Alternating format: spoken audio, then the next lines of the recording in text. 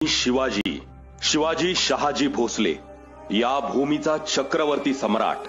आम्हाला या भूमीत विलीन होऊन आज 400 वर्षे झाली, तरी आदर्श शोधायची वेळ आल्यावर तुम्हाला 400 वर्षे मागे जाऊन आमच्यापर्यंत काय यावे लागते?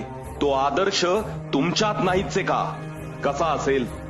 तुमच्या रक्तातच भेसळ झाली आणि तो आदर्श विकला गेला अवघ्या काही स्वार्थात। म्हणून आम्ही काल वाऱ्याच्या एका तडाख्यात पडलो त्या राज्यात जिथे आम्ही जन्माला आलो, लढलो, घडलो आणि काल अखेर तुमच्या राज्यात पडलो। कीव येते मला तुमच्या फुटकळ विचारांची।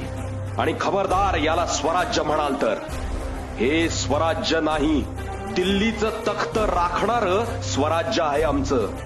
हुजरेगिरी करणार नाही, राज्याला दिशा देणारं स्वराज्य आहे आमचं। क्षुल्लक स्वार्थासाठी राज्याला विकणार नाही, बळीराजाला सोन्याचा नांगर देणारं स्वराज्य आहे आमचं।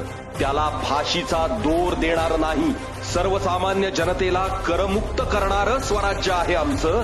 त्याच करातून भ्रष्टाचार करून स्वतःचे इमले बांधणारं नाही। अरे 18 पगड जाती जमातींना व 12 बलुतेदार व सर्व धर्मियांना एकत्र घेऊन चालणारं असं स्वराज्य आहे आमचं। 400 वर्षे आमचे विचार घेऊन उभे राहिलेले किल्ले म्हणजे स्वराज्य आहे आमचं। त्यांचं संवर्धन तर सोडाच, तुम्हाला साधे रस्तेही बांधता आले नाहीत। स्त्रीला मान देणारं स्वराज्य आहे आमचं, तिचा पदर खेचणारं नाही आणि ज्याने ती हिंमत दाखवली त्याचा पुरुषार्थ ठेचला आम्ही। चामडी सोलून देहाचा चौरंग केला, त्याचं तुम्ही काय केलं? बोला। इतकं थंड रक्त मराठ्यांचं असूच शकत नाही। हेच करायचंय तर आमचं नाव लावणं बंद करा, ते बॅनर ते झेंडे फाडून टाका आणि मरा स्वतःच्या कर्मानं। हे राज्य आमचं आहे, आमचं। त्याला स्वतःच्या बापाची जहागीर समजाल तर खबरदार।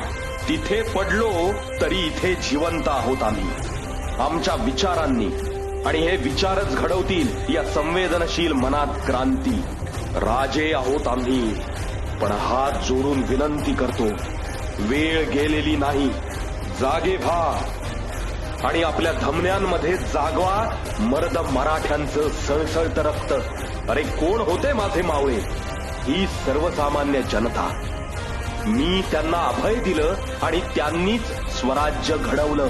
माझ्या लेकरांनो, ही तीच वेळ आहे जशास तसं वागायची, महाराष्ट्र घडवण्याची, पुन्हा स्वराज्य स्थापन करण्याची। आम्ही रायरेश्वराच्या मंदिरात शपथ घेतलेली, तुम्ही शपथ घ्या।